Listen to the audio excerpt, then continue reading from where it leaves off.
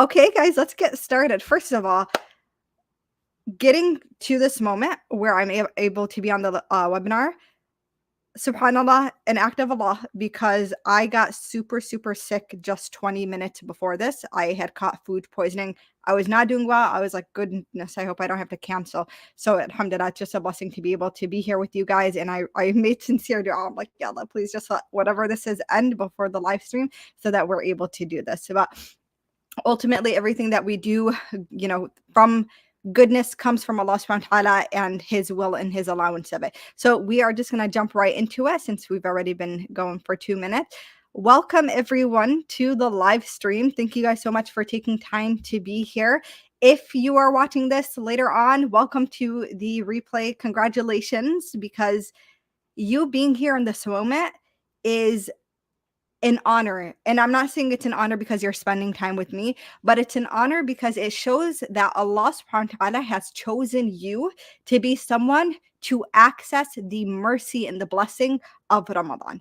And we sometimes don't think about this. Allah subhanahu wa ta'ala selects the people that he wishes to engage his greatest blessing in. So you being here in this moment is just evidence of that. I don't know if you've made a dua from the last Ramadan that's being answered now, that you ask Allah subhanahu wa ta'ala to let you see the next Ramadan and for it to be of benefit to you. But take a moment right now to renew your intention and say Alhamdulillah. Okay, if you're watching this, say it out loud. Praise Allah subhanahu wa ta'ala for allowing you to be among other Muslims who are connecting to him and trying to benefit from this Ramadan. So we're going to start off with some housekeeping, inshallah. And forgive me, I'm going to have to go kind of back and forth. Thank you, Crystal. Thank you so much. I'm going to have to go back and forth between my slides and this. But when you are here, even if it's just a few of you, right, inshallah, I anticipate that the replay is going to get a lot more watches. But be present. Be here with me, be engaged, inshallah, be open to conversation, be open to the ideas, be open to the, inshallah, the barakah that Allah subhanahu wa ta'ala puts in this live stream. And know that if by the end of this webinar, you're not inspired, you're not feeling so excited and joyful for Ramadan and hopeful of Allah subhanahu wa ta'ala's mercy in this Ramadan, one of two things happened. Either you left the webinar or Allah subhanahu wa ta'ala took me off the webinar for some reason. So just like my mission is to make it so that you guys leave with so much value, both spiritually and also practically, right? So you can make this Ramadan the best Ramadan that you've ever had. So you don't waste it. So you don't end up ending the month thinking, wow, I wish I would have done more, or I wish I would have known more to be able to do more. So I'll try my best, inshallah, to keep an eye on the chat as well, but chat it up, you guys. If something is said that resonates with you, I don't care if it's only just a few of you guys right now, but if something that's said resonates with you, it makes you feel excited, then please, please, please let it be known, right? Ask your questions, engage as much as you can, inshallah, and hopefully the blessing will come from that. If the Wi-Fi for some reason times out, I do have like my phone next to me just to make sure, because the Wi-Fi has been a little spotty lately. I will just hang on and I'll come back on, inshallah. Okay? All right.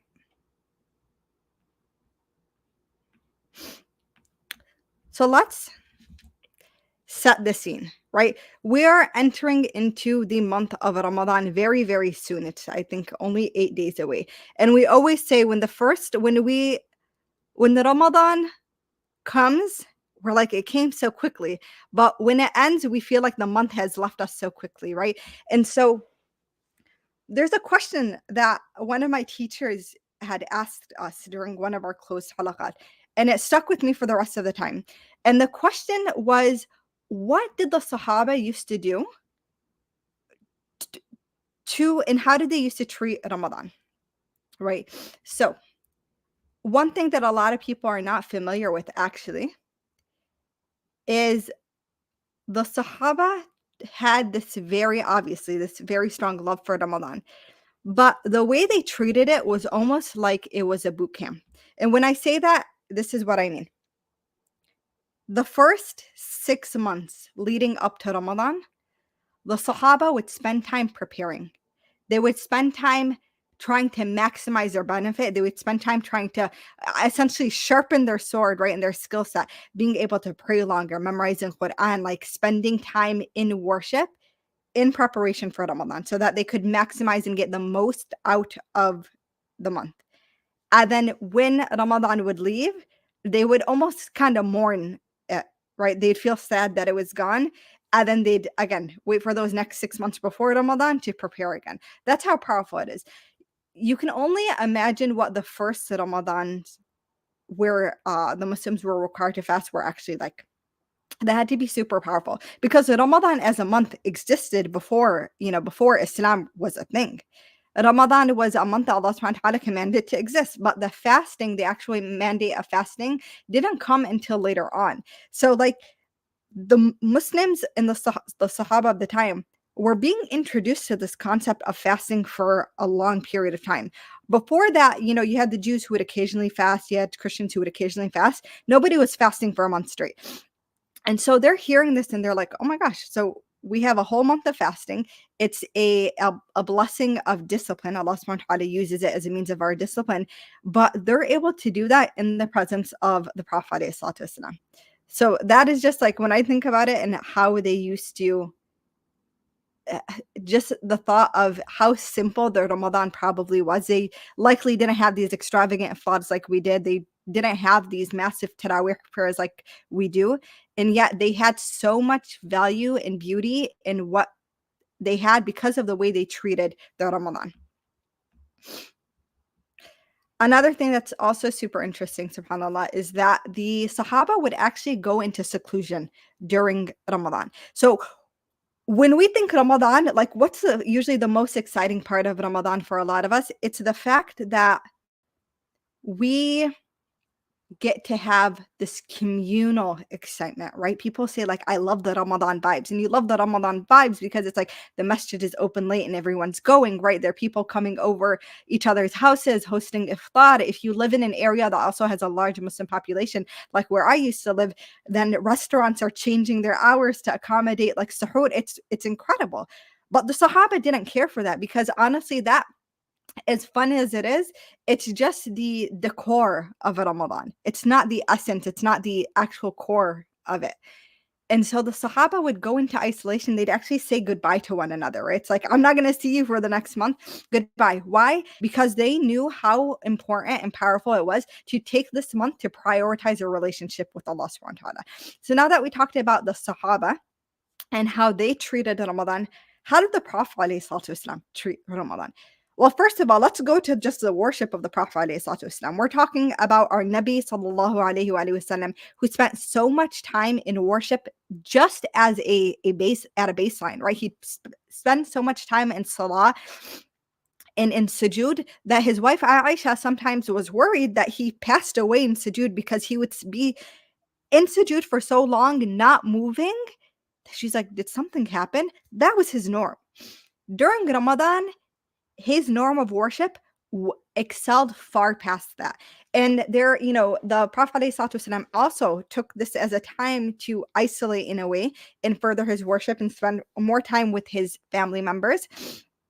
But he also enhanced his worship by making it so that Ramadan was a time where he read the Quran or he recited the Quran from cover to cover. Remember, at that time it wasn't compiled into a book like we have now. Not only that, but we know that through a hadith that the Prophet ﷺ during Ramadan, they say that he was more generous than the blowing wind. Meaning, when you think about wind and wind blows, does wind discriminate? Like, does wind decide I'm going to blow past this part, but not this part? Like, no, if it goes in one direction, it touches everything in that direction. The Prophet ﷺ was so generous during Ramadan that if there was any cause or any way he could serve that fell upon him, he took that opportunity because he knew how much blessing came through the opportunity. SubhanAllah.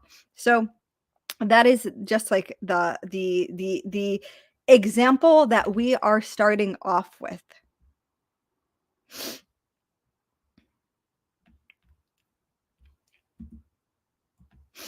This is a very, very common and powerful hadith of the Prophet ﷺ, right? When Ramadan enters, the gates of paradise are open, the gates of hellfire are closed, and the devils are chained. If you've ever heard that hadith, let me know in the comments, inshallah. Let's reflect on this hadith really quickly, right? Ramadan enters, Allah subhanahu wa ta'ala shuts the gates of hellfire and he busts open the gates of Jannah. What is that telling us as believers, right? In this month, Allah subhanahu wa ta'ala is basically saying, I am going to take away your distractions. You don't even have to worry about hellfire right now because I'm closing the door to hellfire. I'm going to take away the shaitan himself. So this outward influence that tries to whisper to us and get us to do wrong is no longer going to be able to access us. The window of mercy is going to widen, right? So that is the extension of the doors of Jannah being open. And the window for anything else that distracts from Allah subhanahu wa ta'ala's mercy is going to be narrowed. You can still sin during Ramadan, obviously, because we are human beings, right? And just because shaitan is locked up doesn't mean that the influence of the shaitan disappears. But with that distraction, Allah subhanahu wa ta'ala is empowering us to say, hey, this month, with all of these distractions gone, you get to use it as the self-improvement boot camp for Muslims. It is the month that you will find yourself closest to Allah subhanahu wa ta'ala and least distracted from his worship. It's the month where truly everything, like Allah subhanahu wa ta'ala allows everything in the world to conspire to benefit us as Muslims. That's the month we're entering into. The angels like are at a certain point are coming to earth to spend time with us in worship. That's how powerful this month is. Allah subhanahu wa ta'ala erases sins and pulls people out of hellfire more during this month really than any other month, right? That's what we are trying to do. So we need to put in the effort, inshallah, to make the most of it. And if you are someone who's trying to make the most of it, go ahead and comment for me. I want to make the most of it. I want to make the most of this Ramadan.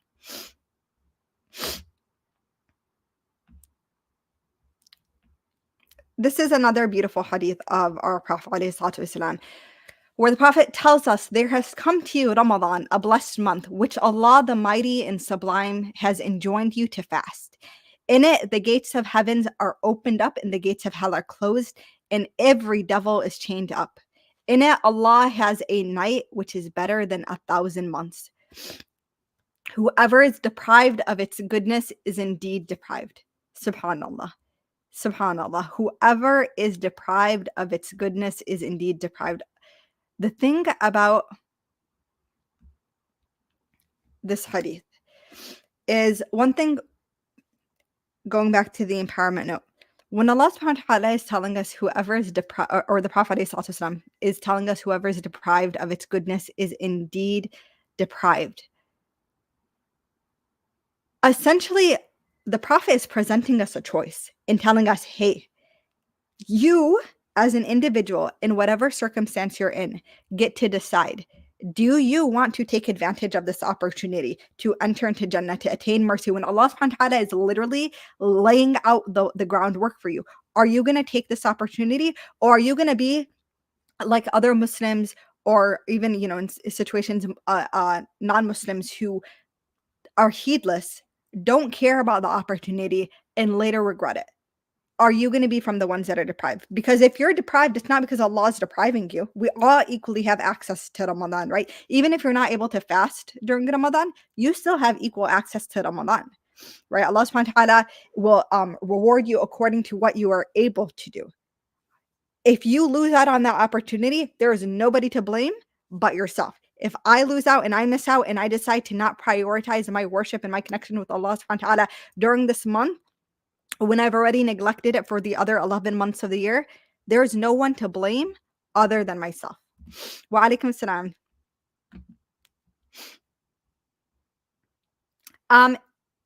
Inshallah, wa alaikum salam. I will, if we have time at the end, I can stay a bit longer and do a Q&A, inshallah. Okay. This is one of my favorite ahadith about Ramadan. Whoever fasts during Ramadan with faith in seeking his reward from Allah will have his past sins forgiven. Whoever prays the nights in Ramadan with faith in seeking his reward from Allah will have his past sins forgiven. And he who passes Laylatul Qadr in prayer with faith in seeking his reward from Allah will have his past sins forgiven. You guys, like, do you see how Allah subhanahu wa ta'ala is literally handing his mercy to us on a silver platter? Right? If he's essentially saying, go into this month with renewed intention, worship for my sake, fast for my sake, and I guarantee your sins are erased. Allah, by the way, Allah doesn't benefit from our sins being erased. Right? Allah is magnificent and great, and He is a creator, and He's separate from His creation. But out of His love and mercy from us, He's giving us this opportunity to do so much ease, or to receive so much ease. This has always been a very like powerful hadith for me. Okay. This is just a translation of obviously the most common verse in the Quran that refers to fasting, where Allah subhanahu wa ta'ala translation of what Allah subhanahu wa ta'ala said is, "O you who have believed, fasting has been decreed upon you as it was decreed upon those before you, that you may have taqwa." In other translations, and my preference for the translation actually is, "O you who have believed, fasting has been prescribed upon you as it was prescribed upon those before you, so that you may have taqwa." Fasting is nothing new. Fasting is an act of worship that Allah subhanahu wa ta'ala instituted into his worship of him even before the Prophet ﷺ. Right. So Prophet Isa had to fast. Prophet Musa had to fast. This is not an uncommon act of worship, but the way it is now packaged for Muslims, where it's 30 days in a row, and just a blessing that comes with Ramadan, that's what's new. Okay. What is so powerful about fasting in its nature, right? This whole webinar is about maximizing Ramadan and healing. So what is so powerful about fasting? First and foremost, when Allah subhanahu wa ta'ala says fasting is a prescription, prescriptions aren't like an option, right? You know, if I'm sick, as you guys might know, I practice medicine, right? My degree is in medicine. I'm a PA and I practice medicine. If I give a prescription for an antibiotic to one of my patients, it wasn't a suggestion, right? You have an infection, therefore you're going to get the antibiotic. And the risk of you not taking the antibiotic is the infection worsens, spreads from wherever it was originally localized, and now you're dealing with a full-blown blood infection. And eventually it becomes something called sepsis. I don't know if you guys are familiar, but sepsis is basically when bacteria from a local infection makes its way into the blood, and now it's spreading all throughout the body, and the body goes haywire. Your blood pressure, drops, your temperature skyrockets, you get very sick very quickly, and it is life-threatening. A prescription is not a suggestion. So when Allah subhanahu wa ta'ala is telling us that He prescribed this, He's saying this is what you need for your health. This is what you need for your spiritual health.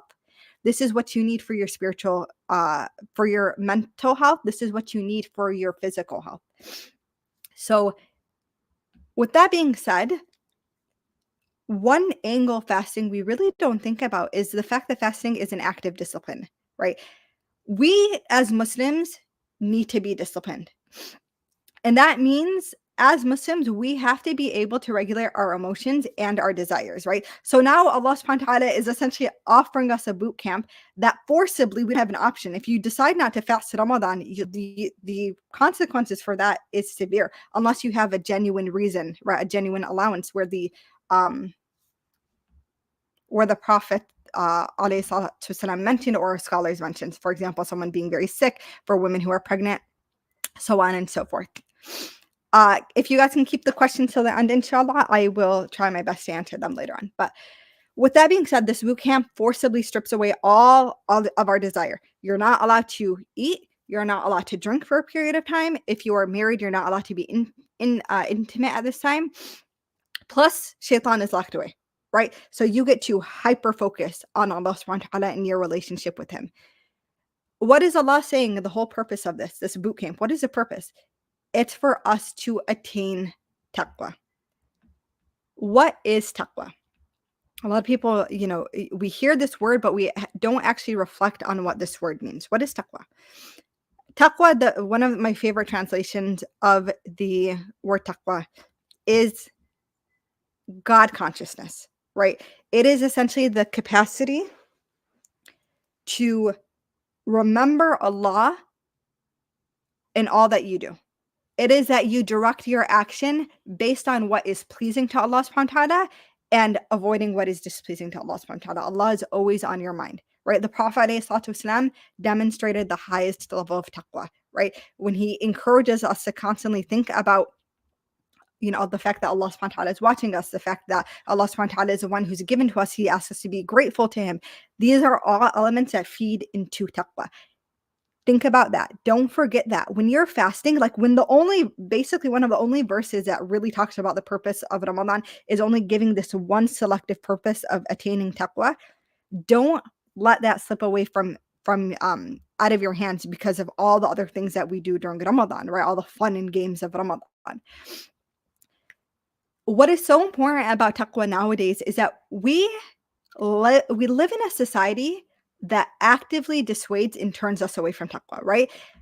The society, especially if you're living in Western society, and honestly, some Muslim societies are like this too. They have the veil of Islam on them, but they're not actually truly living and operating their nations in a way that is in line with what the Prophet ﷺ taught and what Allah subhanahu wa ta'ala wants. But in these societies, thinking about God and prioritizing Allah, it takes away from the corruption that these societies want you to have. Because if you become a person of virtue, right, because you're connecting with Allah subhanahu wa ta'ala's words and you're constantly having him on your mind, the direction society is shifting changes. Because if you have enough people who care about Allah subhanahu wa ta'ala, you can't just move people left and right? And so then you end up in a situation where you're no longer able to just allow your society to be dictated by a love of power in seeking pleasure and self-harm. You can't do that anymore. That's why it's so important to have taqwa. Does anyone drop, if you have any questions about anything that we just talked about, let me know, inshallah. And we will continue, inshallah. So obviously the title of this webinar is how to maximize Ramadan and heal, right? And I talked about the fact that Allah subhanahu wa ta'ala is offering this to us, this month to us, partly for our spiritual health, our spiritual healing. So how do we spiritually heal during Ramadan, right? And this is now where we're going to start getting into the nitty gritty practical sides of things and really like thinking about what can we do to amplify this Ramadan and make it the best Ramadan that we've ever experienced, inshallah.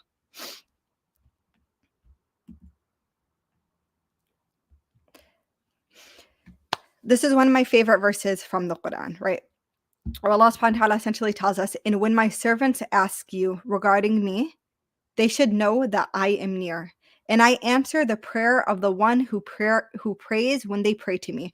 Therefore, they should respond to me and have faith in me in order that they may be led. All right. I answer, or another way that it's translated is I answer the call of the caller when he or she calls to me. The thing that's just so absolutely beautiful about this verse and the reminder, because when you guys remember, when Quran is Allah subhanahu wa ta'ala, it's a letter to us. It is him speaking to us. So if you come across a verse, know that Allah wanted you to come across that verse in that moment for a reason, and he's communicating to us through that. The Quran is a living document. The Quran on the Day of Judgment is actually going to testify for or against us. So interact with it like a living document. The thing about this verse and why I decided to include it in this webinar is one of the most exceptional ways to gain closeness to Allah subhanahu wa ta'ala is through dua. And Allah subhanahu wa ta'ala is referencing dua in this verse. So ujib da'wat ad-da'i idha da'ani, right? I answer the call of the caller if he or she calls me. Allah subhanahu wa ta'ala is not even putting a stipulation on this. He's saying, If you make the effort to call to me, this could mean a dua that you learned from the Prophet alayhi salatu wasalam. This could mean you just speaking to Allah subhanahu wa ta'ala in the language that you know. Dua doesn't have to be in Arabic. This is a misconception that people have. Then, just by virtue of you making that effort, Allah subhanahu wa ta'ala is saying, I am going to respond. And not just am I going to respond, I'm going to answer your dua. You have a guaranteed answer to your dua. Closeness to Allah subhanahu wa ta'ala, to allow for healing, one of the primary ways to do this is to make dua. And during Ramadan, especially because there are so many opportunities to make dua, this is a month where your duas are like on steroids, right? When you're making dua, this is a practical side of things. During Ramadan, to enhance your spiritual healing and maximize your Ramadan, I want you guys to perfect your act of dua. And when I say perfect your dua, I don't mean like you word it perfectly and you sit there and you think, what exactly am I going to say? Although that's really helpful to actually have very specific duas, have a list of duas and that you want, but I want you to perfect it in your heart in the way that you come to Allah subhanahu wa ta'ala in full submission and in full faith and hope in him. And I want you to come with your du'as begging to Allah subhanahu wa ta'ala. I want you to like remember that you are sitting and standing and asking in front of the King of Kings, the one who, if he was to give you every single thing that you asked for and wanted, every little desire or big desire in your heart, that it would not decrease from his dominion. If each and every single, this is actually from a hadith, if each and every single one of us made dua for everything that we wanted with no exception, right? From the beginning of the time on earth until the end of time, if every single one of us, the billions of us, asked of Allah subhanahu wa ta'ala, it would not decrease from him. The amount that if I was to take a pin, I don't have my straight pin, but if I was to take a straight pin and dip it into the ocean and remove it, the amount of water that's removed from the ocean, it doesn't even match that. Allah subhanahu wa ta'ala is not decreasing anything from our asking, and yet he wants to give us and he wants us to ask. So I want you to come to Ramadan like knowing this is the time to make the most dua you have. The other really powerful thing about dua is that dua is I like to call it, it's an interesting thing, I like to call it the cognitive behavioral therapy of our deen. So if you guys are familiar, right, there's a lot of talk on mental health and mental illness in our deen. And also, alhamdulillah, now as a community, we're getting better at talking about just mental health in general. Cognitive behavioral therapy is one of the most well-known types of therapy that just helps with a variety of different mental illnesses. It's very powerful, and it essentially looks at your thoughts, your behaviors, and how do we change your thoughts to change your behaviors. Dua is the cognitive behavioral therapy of our deen, in that when we express our desire and express our like what we're asking for, these are thoughts in our head and desires in our heart, right? As we're expressing them, by virtue of us like asking Allah subhanahu wa ta'ala for these things, there are certain things we're going to have to do to attain them, right? If I want a certain job or I want to get into a certain school, I can't just sit there. I have to apply to the job. I have to apply to the school, right? And so because we actually made the effort to make the dua, it necessitates the action to help make that dua come to fruition, right? And so cognitive behavioral, you have the thoughts and the desires, and then it ends up impacting your behavior. So let's talk about how do we maximize our dua, right, for our healing. There's something in the self-improvement space called habit stacking, right? And it's this idea that if you have habits that you're doing that are helpful, you can try to make it so that you are able to align the time that you're doing multiple of them. And it just helps enhance your productivity and also just makes things a little smoother, especially for someone who's really busy. So how do we habit stack dua? Well, first of all, you're already in Ramadan, right? Where Allah subhanahu wa ta'ala is telling us, let me move myself out of the way a little bit. You're already in Ramadan, right? Where your du'as are very much going to be answered, inshallah. Like, inshallah, we'll talk about this a little bit later when we talk about Laylatul Qadr, but you're going to get answers. Allah already tells you you're going to get an answer. Now in Ramadan, you're definitely going to get an answer, right? If the dua during Ramadan is so powerful, to habit stack those du'as, I want you to think about what are the best times to make dua, and then make sure you're making dua during those times during Ramadan. So when are there are multiple hadith on the best times to make dua or when dua is answered. These are the different times that I kind of want you guys to focus on, okay?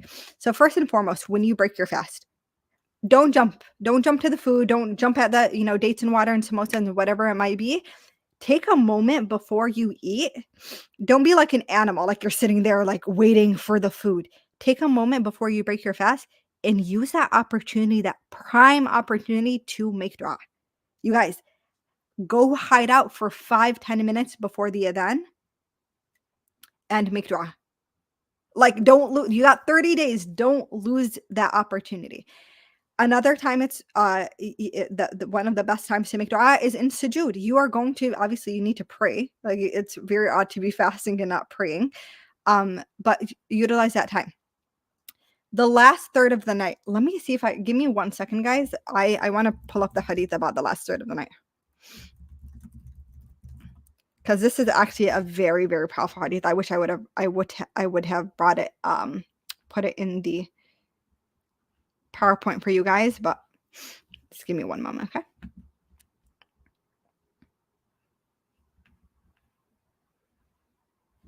Okay. This is a hadith about the last third of the night. The Prophet ﷺ said that our Lord Almighty descends to the lowest heaven in the last third of every night, saying, "Who is calling upon me that I may answer him? Who is asking from me that I may give him? Who is seeking my forgiveness that I may forgive him?" Obviously, this is not a physical descent. Allah subhanahu wa ta'ala doesn't have a physical body, but metaphorically, right? Allah subhanahu wa ta'ala is essentially coming closer to us and basically saying, like, in this time, you make the dua. I'm ready to give you what you want. If you're up at this time during the last third of the night, obviously changes depending on when salah times are. But even if you were to wake up 10 minutes before Fajr and make these du'as, this is where the tahajjud prayer comes in. You are one of our scholars of our deen said that the du'a during tahajjud is like an arrow that doesn't miss its target. This is a time like I remember another teacher, Allahumma salli ala Muhammad. Another teacher of mine said, I'll answer all questions at the end, guys, but he said, if you want something and you haven't prayed tahajjud for it, you don't want it enough. Like if you haven't woken up in the last third of the night to pray, you can just pray 2 rakat, 4 rakat, 5. It doesn't matter. You can pray as many rakat as you want. But if you haven't woken up to pray for it, you don't want it enough, right? So take advantage of the last third of the night, especially when we start getting to the last 10 nights of Ramadan, because Laylatul Qadr is going to be in there. We obviously don't know which one it is. But yeah, do not lose that opportunity. The last one I'll say is when it rains. And you guys, so often, subhanAllah, I would notice, at least where I lived, during Ramadan, and this was like whether it was in the summer or in the winter, it would always rain. And I would like watch that and I'd be like, subhanAllah, how merciful is our Rabb that he is sending rain to us during a month where he already tells us like your du'as are gonna be maxed out. And he just maximizes the opportunity for us to be able to make dua and get them answered. Take advantage of those opportunities, inshallah.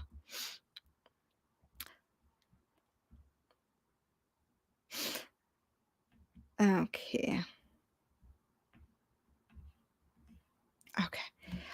Now, Ramadan is obviously the month of the Quran, right? The Prophet ﷺ tells us that, Allah subhanahu wa ta'ala tells us that he revealed the Quran during Ramadan. And the Prophet ﷺ would recite the entirety of the Quran from the beginning to the very end during Ramadan. So it would be a shame if we were to enter into Ramadan and not connect with the Quran.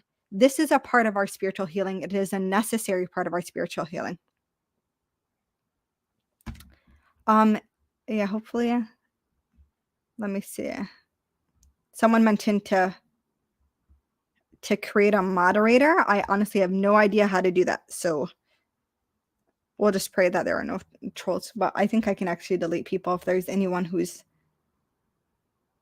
Yeah, it'll there's a way to delete people's comments if they're trolling. But anyways, Quran, the month, it's a month of Quran. And we remember when we talked about in the very beginning the importance of, or the purpose of Ramadan is to attain taqwa. Your Quran is the prime way of doing that.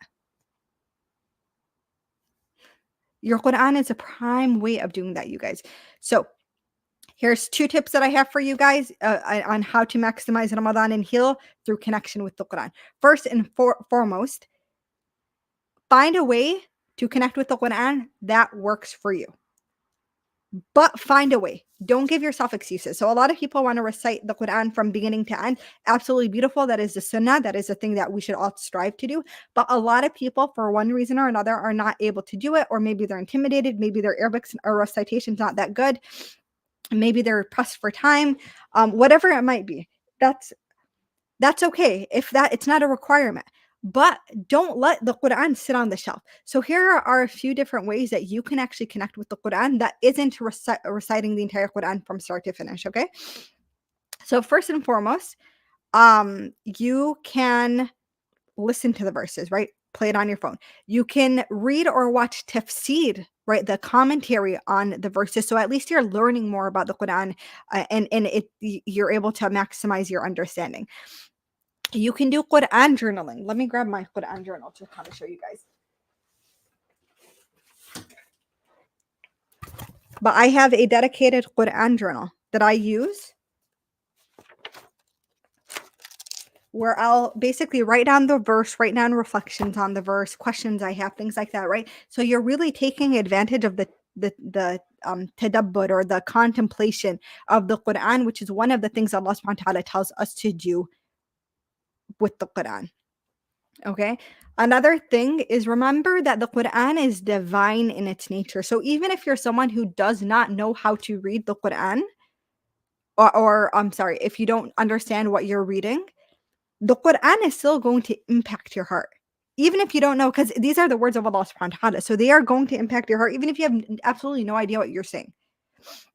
So don't feel like, oh, I don't understand, so I can't recite, because that's definitely not true. Okay. By the way, you guys, I have a video that I just put up yesterday. It is 5 ways to or how to use the Quran to reprogram your brain. In that, I give several tips based on neuroscience and psychology to help really like maximize your reading of the Quran. So check that video out after this one, inshallah. Okay. The other thing I'll say is, obviously recitation of Quran during Qiyam al-Layl and Taraweeh is very powerful. What's the difference between Qiyam al-Layl and Taraweeh? So first and foremost, Taraweeh, right, it's selective to Ramadan. It is the collective prayer that Muslims do towards the end of the night. I'm not going to talk about, is it this many rakat, is it that many rakat? It doesn't really matter. You can go based on what the masjid near you does. But Taraweeh is also a social form of worship. The thing about it, yes, Quran and authentic hadiths of the Sunnah. The thing about Taraweeh is that sometimes people can find that they feel distracted when they're in collective worship. You can also do Qiyam al-Layl, which is just standing in prayer by yourself alone, worshiping Allah subhanahu wa ta'ala, just by yourself. This is actually what I do personally. I find that my worship of Allah subhanahu wa ta'ala is a lot stronger when I'm able to just spend time with Allah subhanahu wa ta'ala alone. I can prolong my sujood. I can make a lot of dua. I can recite as much as I want to in my recitation of the Quran. Sometimes I would find that in a single rak'ah, I would recite like 10, 20 pages, right? You can't do that during Taraweeh. So in Taraweeh is not a requirement, by the way, if you guys are interested, but take advantage of that opportunity for your Ramadan, inshallah. Don't feel like if you can't make it to Taraweeh that you're just you don't pray. Take time to spend time in salah or Qiyam al-Layl, regardless of whether you're doing it in a masjid or you're doing it at home. Okay.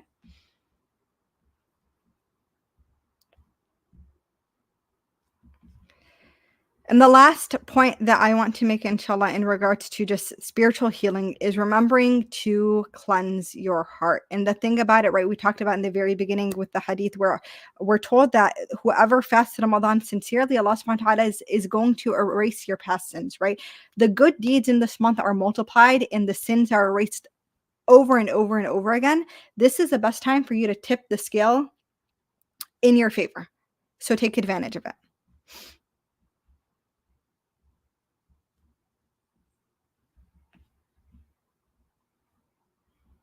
By the way, guys, if there is a lag in like what I'm talking about and what's showing on the actual live stream, so sometimes if your comments come up and I don't refer to them, it's just because there is a lag, so it's coming up a little later. So here's another hadith. Let's look at some more hopeful hadith. So every action a son of Adam does shall be multiplied. A good action by 10 times its value up to 700 times. Allah says, with the exception of fasting, which belongs to me, and I reward it accordingly. For one abandons his desire in food for my sake. There are two occasions of joy for a fasting person. One when he breaks his fast, and the other when he meets his Lord. And the bad breath of a fasting person is better in the sight of Allah than the fragrance of musk. Like, is that not the most hopeful hadith and the most like such a beautiful it's just subhanallah. Allah subhanahu wa ta'ala gains nothing from all that he gives to us, and yet he gives it to us anyways. And he's telling us that this is active fasting is an opportunity to enhance our reward because it is an act of worship that is done specifically for the sake of Allah subhanahu wa ta'ala.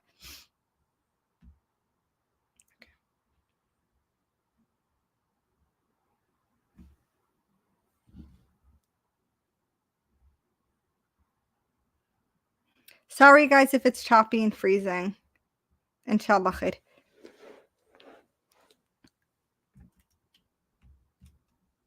Let me see if I can make it a bit better. Bismillah. Okay.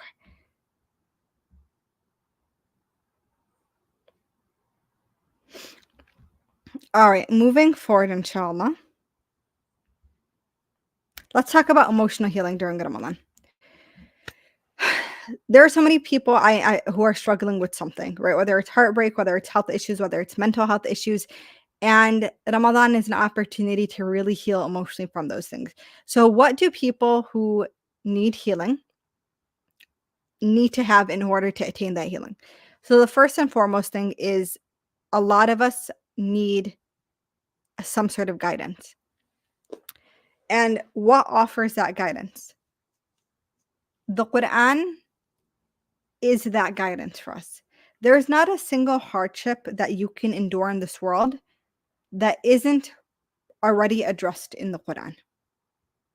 Like, there's not a single thing that you can experience in this world that isn't already addressed in the Quran.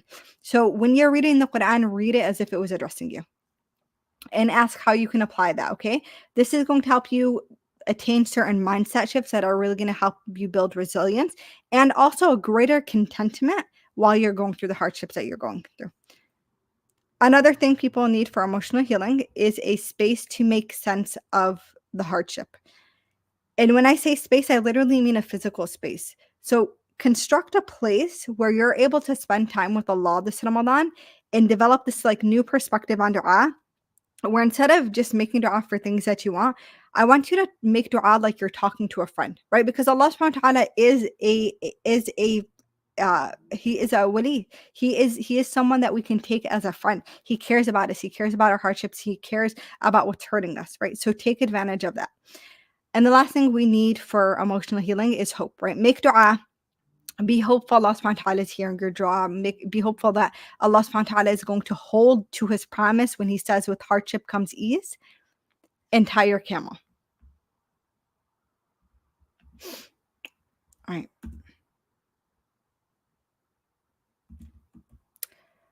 Let's talk about Laylatul Qadr. Laylatul Qadr is the best night of Ramadan. And There's a little debate about what actually happens during Laylatul Qadr, based on Surah Qadr and the verses from it. But Abdullah ibn Abbas, who is both a scholar, one of the Sahaba, and the cousin of the Prophet sallallahu alaihi wasallam, said, "It is written in al-Kitab, the heavenly copy of the Quran, during Laylatul Qadr what shall come to pass in the following year of good and evil, sustenance and lifespan.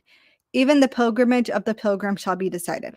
It will be said, so and so will perform pilgrimage on this night." So the thing about Laylatul Qadr is, by opinion of most scholars, this is the night where the destiny for the next year gets put in place and solidified. So this is the night where when you're making dua, it might, what you're asking for will be considered to actually change the destiny for your year. You guys, isn't that like the coolest concept ever? SubhanAllah, the fact that you have the opportunity to change your own destiny, right? Someone, oh my gosh, where was this? SubhanAllah. I was listening to a lecture on Ramadan recently, and the sheikh that was giving it knew of whoever was presenting was saying she knew of someone who her mother was really, really sick and had some sort of cancer. And during Laylatul Qadr, every Ramadan, that woman would ask Allah subhanahu wa ta'ala, Ya Allah, allow me to live another year so I can take care of my children. And then she would live that year. And then it kept happening, right? And she was really sick. Like, I mean, she'd beat the cancer, it would come back. She'd beat the cancer, it would come back. And she kept making that dua. Eventually, this woman, her children grow up. And she doesn't make the dua. And her daughter and son ask her, why didn't you make the dua? And, she said, I asked Allah subhanahu wa ta'ala every year to give me another year so that I could raise you guys because you guys were children. You're no longer children. And subhanAllah, that year that she didn't make the dua, it was the year she ended up passing away. Allah subhanahu wa ta'ala kept extending her, and we can extend from this, that Allah kept extending her life based on the dua she was making. You guys, this is why, like this, you heard dua come up at least 4 times in separate ways in this webinar. This is why practicing your dua is so important. This is why getting into like the mindset and the heart set when you're making dua is so important. Because that way, when Laylatul Qadr comes, you're ready. You already have that connection with Allah subhanahu wa ta'ala. You've already spent time with Him. You've already built that sincerity. You've already expressed your hope in Allah subhanahu wa ta'ala's answers, right? You already believe in Allah subhanahu wa ta'ala, in Allah subhanahu wa ta'ala's promise. So now you're able to maximize. You're going to hear me say maximize like 100 times during this webinar, but you're able to maximize that night in a way that you would not be able to otherwise if you hadn't practiced. Okay? I want you guys to screenshot this. I'm going to leave it on for a little bit, but I want you to screenshot this. Yeah, okay. This is the dua for Laylatul Qadr. Aisha radiallahu anha, our mother, she cares so much about us that she asked this question, but she asked the Prophet ﷺ, like, what's the best dua that I should make during Laylatul Qadr? If you only got one thing out of this webinar, I hope it would be this. The dua for Laylatul Qadr. This dua, the reason it is so powerful, and I'll recite it to you guys in Arabic, and then I'll read the English in translation. Allahumma innaka afuun tuhibb al-afwa fa'fu anni. Oh Allah, you are the most forgiving and you love to forgive, so forgive me. By the way, forgiving is not a very good translation of afuun. I actually don't like that translation. Allah subhanahu wa ta'ala, His afu, or is more His pardon. And the description of it is that when Allah subhanahu wa ta'ala says that he fa'fu, right? When he gives afu to someone, he is erasing the sin, but he's erasing it as if it never happened. So like the scholars describe it, when you're like walking on sand, if you're walking on sand in a desert, and then you have your footsteps on the sand, and then wind blows and it blows away the sand. And now if you look back, you have no idea where you walked. That's how Allah subhanahu wa ta'ala treats your sins with this dua. they're erased, but there's no record of it as if they never happened. That's how powerful this dua is. So screenshot this dua, post it. Please crop my face out when you post it, but post it, share it with other people. If they're making the dua because you shared it, you get the reward. And trust me, like, people want to take advantage of Laylatul Qadr in Ramadan, so they will screenshot it and put it to you. So take advantage of it, inshallah.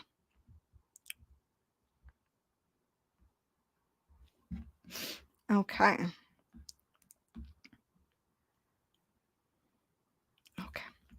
We're almost at the end, inshallah. I hope that you guys were able to screenshot this. But I want to talk about physical healing, right? This is how to maximize Ramadan and heal physically. I would be remiss if, as a PA, I didn't mention these things. But our health is extremely important during Ramadan. And the thing about it is, fasting is already such a very powerful, potent healer, like stimulator of healing in our body physically, that sometimes we actually end up reversing the effects by the things we do during Ramadan to our body and the types of foods that we eat. So I just have 2 things that I want you guys to focus on this Ramadan. I'm not going to overwhelm you. It's 2 things. First and foremost, I'll start with hydration. Drink your water. Drink your water. I can't tell you how many people I've come across who have passed out, who ended up dehydrated, their blood pressure plummeted because they were not drinking water. When you're able to when you're not able to drink for long times, it strains your kidneys, and you guys, our kidneys are very, very important. You can send yourself into acute kidney failure. It's not a joke. So please make sure you are hydrating yourself accordingly. You can put electrolytes in your drink during iftar and suhoor. Take it very seriously. The other thing is nutrient density. All that means is make sure that your foods are like nourishing and healthy, and try not to make it so that everything that you're eating is a carb. Right. Make sure that you are getting your veggies in there. Make sure you're getting your fruits in there. Make sure that you are getting fats and proteins, especially during suhoor time. Fats and proteins are so important, you guys, because they keep you fuller longer, and they keep your energy stable. Your blood sugar is basically how your body produces energy. It'll take the sugar in your blood and it'll pull it into your cells, blah, blah, blah. When we eat something that's a carb, right, bread, pasta, rice, our blood sugar spikes up and then it drops. So you lose energy and feel very tired very quickly. But with things like fats and proteins, your blood sugar kind of stabilizes and it doesn't have these high ups and downs. And so you feel fuller longer and you feel more energized longer. If you find yourself really struggling with eating suhoor and like struggling with the feeling of hunger, change what you eat during suhoor. I promise you, it'll make a huge difference. We've gotten to the end of the webinar, inshallah. I wanted to offer you guys something, and this is especially for the people who made it to the end of this webinar. I don't think everyone is, I had a feeling that not everyone was going to be able to tie into the end, but I wanted something concrete for you guys to be able to use. And since dua was such a huge part of my presentation, I developed for you guys a free Ramadan ultimate dua guide. It is downloadable. It is yours to have. You can spread it to other people. That's fine. I linked it in the description. It'll take you to the website, inshallah. If you are a part of my newsletter, if you're already on my email list for my newsletter, you're going to receive it, inshallah, just because I'm sending it to everyone in my newsletter after this, inshallah. So if you're already there, don't worry about having to download it. Otherwise, it's there for you. It teaches you guys exactly what the method through which you're recommended to make dua based on the Prophet ﷺ's recommendation, and just exactly as a formula, 1, 2, 3, 4, 5, how to combine everything to make the perfect dua. Okay, so that's going to be linked in the description. The other announcement I have, you guys, is that I do have a live coaching show, inshallah, where I am going to be going live every Thursday at 12 p.m. Eastern Standard Time doing live coaching. This is something I was already doing on TikTok. It grew in popularity, so I decided to move it to YouTube where it could be more structured. You basically submit your questions or, struggles that you're having, and I will try my best to use my expertise in trauma coaching, self-improvement coaching, my education in Deen to offer you advice and guidance on how to navigate your situation. Bi'idhnillah. So if you are interested in submitting a question, Two things. If I didn't already put it, let me see. If I did not already put it in the description of this video or this live webinar, I will inshallah put it in afterwards, but it's also on my community tab on YouTube. And there was a recent video where I announced the show, and there's a tab in it as well, or a link in the description where you can submit your question. Right now, there are only a few questions there. So if you put in your question, you almost have a guarantee that it's going to be submitted. I can guarantee you that in a few months, it is not going to be that easy to get your question answered because people just, things gain popularity over time. Okay. So take advantage of that, inshallah. I'm going to look at some of the questions that we have here and try to answer them, inshallah. But let me see if I can. I'm going to try my best for you guys. So just give me a second. I'm sorry that I'm doing it right now.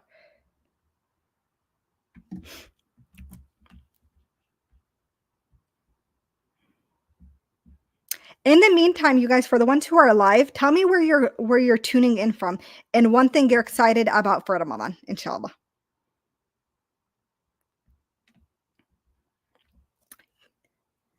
I mean, I'd love to hear from you guys.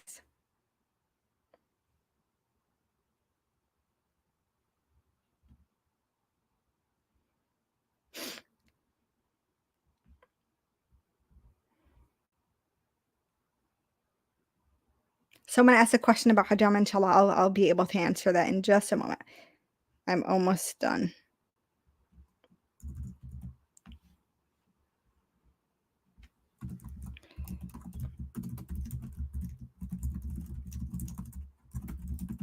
Okay, you guys, if you refresh the page in 1 minute, then inshallah, the link should be in there now for submitting questions for the Faithful Healing. All right, I'm going to go through questions. We are completely done with the presentation. Let me go through all of the chats. Thank you guys so much for those who have been commenting. If you have questions, I will try my best to answer them, inshallah, in the chat. Okay, so I have 2 nieces that are age 9. They turned 10 this month. How can I advise them to stay away from iPad and TikTok type of content in Ramadan? My sister allows them to use the iPad. She's a good mother. Also, they are in public schools, not around Muslims, and they learn things that aren't Islamic. Gotcha. So my opinion when it comes to, especially when kids are really young, is one step at a time. So they're 9 and 10. I'm not sure if they've reached the age of puberty yet where they're actually accountable. So they might even be practicing fasting during a time where it's not yet mandatory. And sometimes you're not as excited about that. So what you can do, a few different things, is one, first of all, you act as an example for them, right? You be the one who shows like, I'm not on my phone, and so that way they're more likely to follow your example. Two, don't shame them, or like don't be the annoying like uncle or aunt who's like, why are you on your phone right now? It's Ramadan, don't you know you should be worshiping? When we do that, we create a disdain in the hearts of the of young people towards Islam, because now they feel like, oh, this is so boring, like this religion doesn't even let you have fun. Three, do activities with them, do fun things with them, take them to the masjid if you can, take them to like different Ramadan events, go on like YouTube and find a live webinar or a video series or something that is specific to Ramadan and watch it with them, right? Give them an alternative, inshallah. And the last thing is also there is content on TikTok, for example, that is Ramadan related. So get the algorithm to start going towards that by going to those types of videos. But ultimately, obviously, your sister is their mother, so she's going to be the one who gets to decide how it operates. But as an uncle or aunt, you have the power to influence and steer. I have 13 nieces and nephews, so trust me, I know that. Someone said, I have a dumb question. It's not dumb. But I'm traveling across the world. Do I keep my original fasting time in my local time zone, or can I just follow Saudi time from around the world? You have to break your fast based on the locality that you're in. So if you are in a different state or country at that time, you have to break your fast according to the fasting time of that country or state, not where you're from. Amen to the free Palestine. Okay. HK is mentioning reaching the level of ihsan. I love that you kept mentioning ihsan. Ihsan is such an important, like ihsan, Allah subhanahu wa ta'ala, or the Prophet ﷺ describes it as no basically living life as if you see Allah, but even though you can't see him, knowing that he sees you, right? So it's very much connected and in line with taqwa. Again, I'm so sorry, guys, if it was choppy or lagging. That was out of my control. May Allah allow this webinar to be a means of benefit for the people who it's meant to be a benefit from, and may Allah amplify the benefit of it through you guys as well.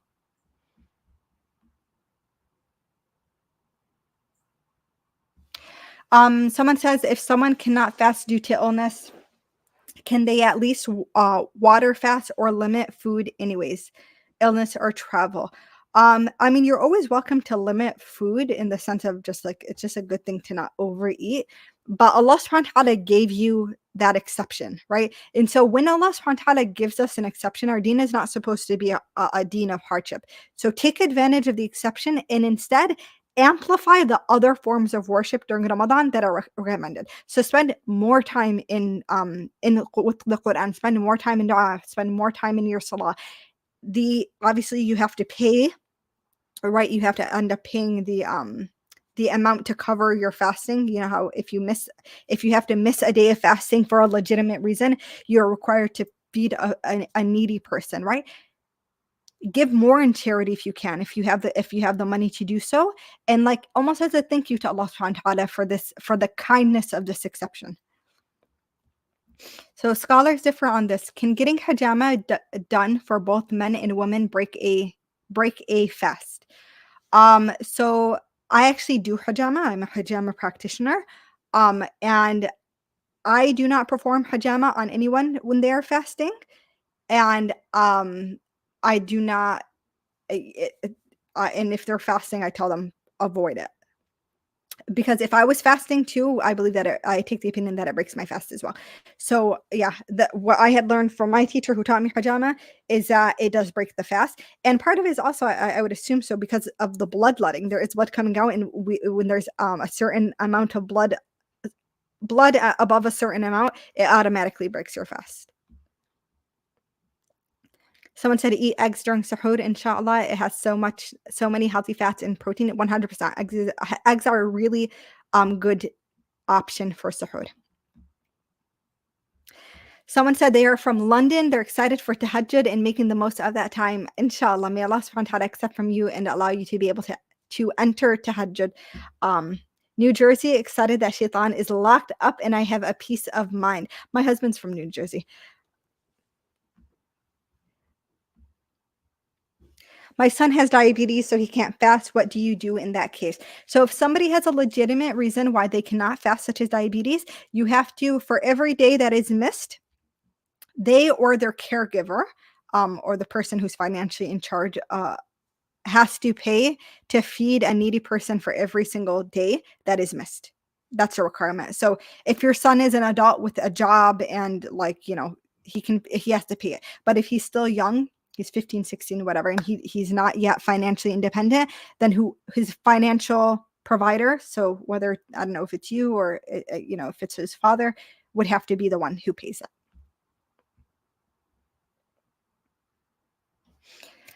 I'm type 2 diabetic. I wasn't born with it. I developed it over 10 years. Please advise Sister Hannah. I want to reverse it. I am taking medical pills. So, also my mother is a cancer patient, diabetic herself. She pays someone in a poor country to fast for her. How does that work according to the Sunnah? Okay. This became a medical question. I'm happy to answer, inshallah. So what I tell my patients who have type 2 diabetes, first and foremost, type 2 diabetes is a disease of excess. So a lot of what ends up developing the type 2 diabetes is we eat so much carbs over a long period of time, it changes the way our body deals with blood sugar. You end up with diabetes. So a few different things that are very helpful for managing diabetes. Still continue to take your medicine, but what you'll do is every few months you have to go in to get your blood tested, and if your doctor sees that your levels are coming down, they'll start to wean you off the medication. Do not stop the medication though, because if your blood sugar gets too high, it can be very dangerous and you can end up in the hospital, or worse, you can end up in a coma. So, number 1, increase your vegetable intake. If you feel like, oh, it's too much, it's still not enough. I want like half of your plate needs to be vegetables. That is going to be super, super helpful for blood sugar because 1, it's fiber, so it slows down your blood sugar spikes. 2, it's not usually carb heavy. Veggies are not carb heavy. Their nutrient density is also really, really powerful, and we lose a lot of nutrients because of our diabetes. But that in and of itself is enough to like bring someone's blood sugar down sustainably for a very long time. Number 2 is weight training, building muscle. The reason why is when you build more muscle, it constantly burns sugar. So like cardio is good for your heart. It's very helpful, but it doesn't build muscle. Weight training builds muscle. You have to have protein you have to eat protein in order to build the muscle. So don't just work out and then not eat the correct foods to build the muscle, but then you'll have the muscle. It breaks down your blood sugar on a continuous basis. It helps to manage the blood sugar spikes. Number 3 is intermittent fasting. This is different than what we do during Ramadan, but it's eating during a very small window of time because then it limits your blood sugar spikes again. It takes a while for your body to get used to these things and these changes. Do not give up though. Increase veggies, weight training, intermittent fasting, all of these combined. Also increase protein and decrease your carbs.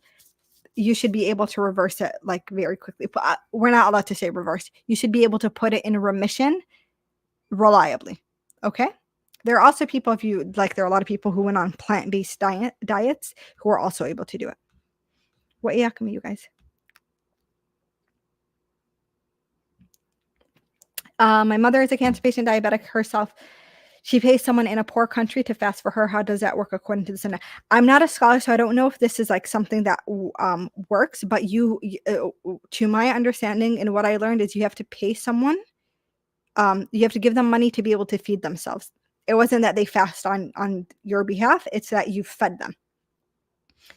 If a person is fat, overweight, they can't build muscle. That's not true.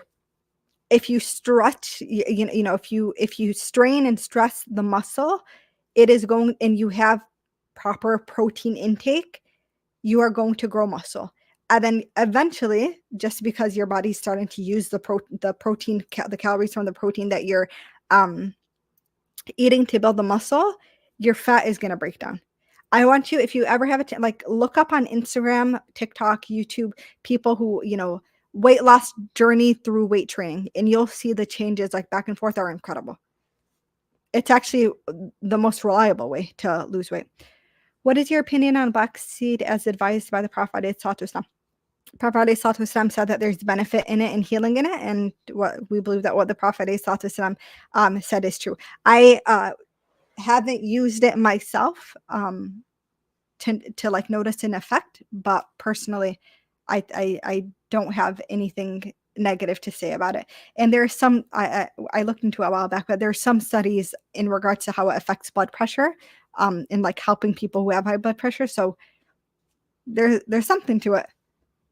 I know there is now like the black seed oil instead of the actual seed that people will use. Are there any other questions, you guys, before I end? I'll wait a minute or two.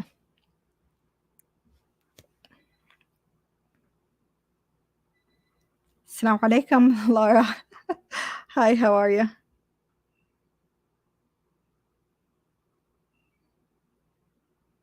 Okay, guys. I think I am going to end here. Hopefully, if you're typing by the time before I end, I get to see it. Thank you guys so much for joining me. Thank you for spending this time with me. May Allah subhanahu wa ta'ala bless you guys and make this Ramadan the best Ramadan you've ever experienced. Let's make some dua together. Hands up, inshallah. And throw in an ameen at the end, so we all can enjoy the reward of inshallah. Ya Allah, Ya Mujib, Ya Rahman, Ya Rahim, Ya Allah, we ask you to bless us this Ramadan. Ya Allah, we ask you to allow us to benefit from this Ramadan to an extent that we've never benefited from other Ramadans before them. Ya Mujib al-Da'wat, we ask you to answer our du'as, Ya Allah, and to make the desires of our heart known, Ya Allah, and bless us with what we ask for, Ya Allah, and remove from us any harm that might be in what we ask you for, Ya Rabbil Alameen. Oh Allah, we ask you to allow us to build a connection with the Quran that is so strong and powerful, Ya Allah. We ask you to allow the Quran to be the guide through which we live our life, Ya Rab. We ask you to allow us to be of those that you free from the hellfire during this month, oh Allah. We ask you to allow us to be the ones that see the night of Laylatul Qadr and are worshipping on that night, oh Allah. Allow us that opportunity and that blessing, oh Allah, and do not deprive us of the benefit and blessing, Ya Rahman, from this month. Oh Allah, do not let us be from those that you describe as being deprived. Ya Allah, we ask you that if there are those in our family who are not able to fast, Ya Allah, that you reward them as if they have fasted. Ya Rabbi, if there's any situation that prevents us from fasting during the month unintentionally, Ya Allah, we ask you to not hold us accountable and to forgive us for our shortcomings in this month. Ya Allah, if there are any women who cannot fast for what the reasons that you have placed on us, Ya Rab, to accept from us as if we were fasting. Ya Rab, we ask you to allow us to take full advantage of the nights of this beloved month, and to sit with the Quran, Ya Allah, and to have a pull in our heart towards the Quran in a way that we've not had before.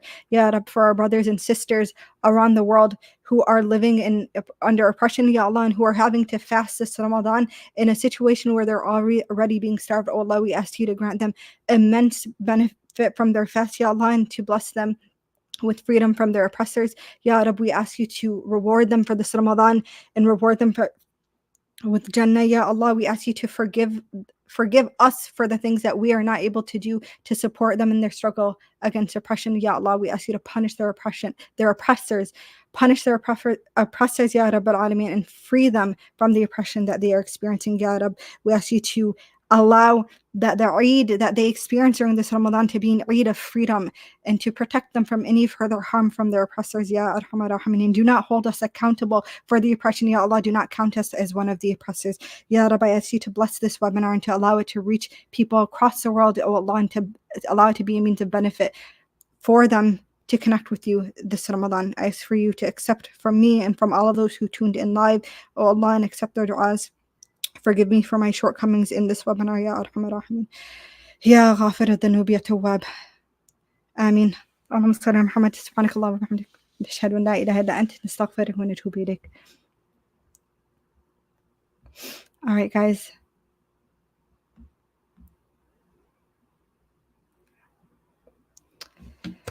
Ameen, Ya Rab. Allahumma ameen. May Allah accept me. We meet Ramadan and benefit from it. Ameen. May Allah grant ease and relief for the people of Gaza, Congo, Sudan. Ameen. Thank you for a beneficial session, dear sisters. Thank you guys so much for joining. Honestly, it means a lot to have brothers and sisters from across the country for most of us to do this. And inshallah, I will be going live more often. And I'll see you guys in the next one. Assalamu alaikum.